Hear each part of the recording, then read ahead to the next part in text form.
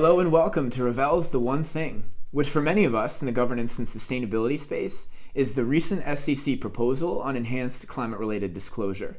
For many of you, this isn't all that new and reflects the long-standing expectations of your investors and other key stakeholders on these matters.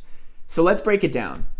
The proposed rules would require companies to disclose information on how they manage climate-related risks and opportunities, including governance and oversight of climate strategy and risk management, as well as details on metrics and targets that underpin strategy and measure performance over time.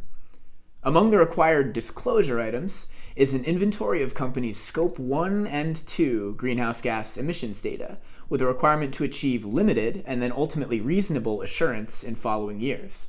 Certain streams of Scope 3 emissions may also be required for disclosure if deemed material to the company.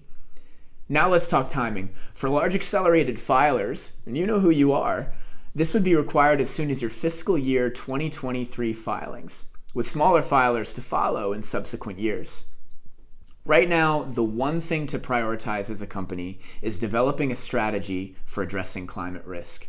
It is a process, but taking meaningful steps now, such as aligning to the recommendations of the Task Force on Climate-Related Financial Disclosures, aka TCFD, beginning the process of establishing a greenhouse gas emissions inventory, or simply just starting to talk publicly about process, procedure, and the other nuts and bolts involved with climate strategy can position your company well to meet this new requirement.